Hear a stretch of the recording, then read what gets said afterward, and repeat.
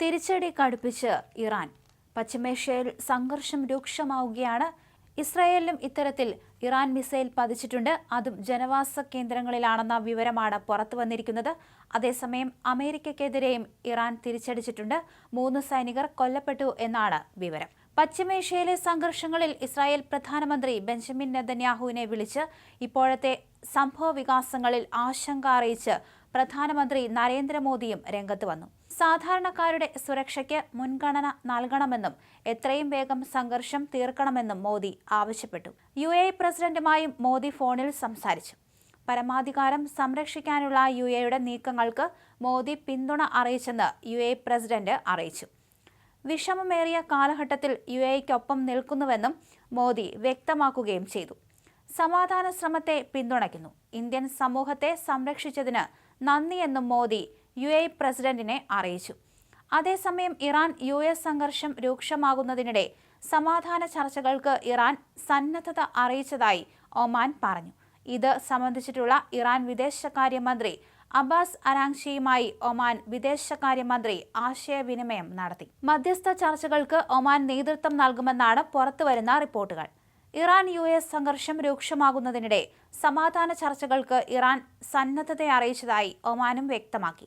ഇറാനിലെ പുതിയ നേതൃത്വവുമായി സംസാരിക്കാൻ തയ്യാറാണെന്ന് അമേരിക്കൻ പ്രസിഡന്റ് ഡൊണാൾഡ് ട്രംപും അറിയിച്ചു. ഇത് സംബന്ധിച്ച് ഇറാൻ വിദേശകാര്യമന്ത്രി അബ്ബാസ് അരാങ്ചിയുമായി ഒമാൻ വിദേശകാര്യമന്ത്രി ആശയവിനിമയം നടത്തി. അതിനിടെ ബഹ്റൈൻ പ്രദേശത്ത് ഇറാൻ നടത്തിയ ആക്രമണത്തെ അപലപിച്ച് ബഹ്റൈൻ രാജാവ് ഹമദ് ബിൻ ഈസ അൽ ഖലീഫയ്ക്ക് ഫോൺ കോൾ ചെയ്ത് അമേരിക്കൻ പ്രസിഡന്റ് ഡൊണാൾഡ് ട്രംപ്. ബഹ്റൈന്റെ പരമാധികാരം, സുരക്ഷ, സ്ഥിരത എന്നിവ സംരക്ഷിക്കുന്നതിനായി സ്വീകരിച്ച എല്ലാ നടപടികളിലും രാജ്യത്തിന് അമേരിക്കയുടെ പിന്തുണ ട്രംപ് വീണ്ടും ഉറപ്പിച്ചു എന്നാണ് വിവരം. നേരത്തെ ഇറാന്റെ പുതിയ നേതൃത്വത്തിന് തന്നോട് സംസാരിക്കാൻ താൽപ്പര്യമുണ്ടെന്നും താൻ അത് സമ്മതിച്ചതായും US പ്രസിഡന്റ് ഡൊണാൾഡ് ട്രംപ് വ്യക്തമാക്കി. ദി അറ്റ്ലാന്റിക് മാഗസീനുമായുള്ള അഭിമുഖത്തിലാണ് അദ്ദേഹം ഇക്കാര്യം വെളിപ്പെടുത്തിയത്. അവർക്ക് സംസാരിക്കണം, ഞാൻ അതിന് സമ്മതിച്ചു. അതിനാൽ ഞാൻ അവരോട് സംസാരിക്കും.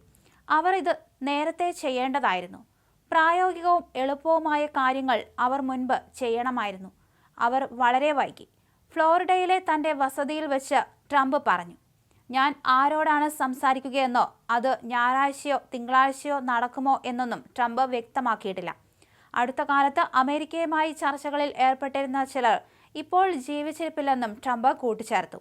അതേസമയം ആയത്തുള്ള അലി ഖമേനിയുടെ മരണത്തെ തുടർന്ന് താനും ജുഡീഷ്യറി തലവനും ഗാർഡിയൻസ് കൗൺസിൽ അംഗവും ഉൾപ്പെട്ട ഒരു നേതൃസമിതി താൽക്കാലികമായി പരമോന്നത നേതാവിന്റെ ചുമതലകൾ ഏറ്റെടുത്തതായി ഇറാനിയൻ പ്രസിഡന്റ് മസൂദ് പെഷൻസ്കിയാൻ പറഞ്ഞു.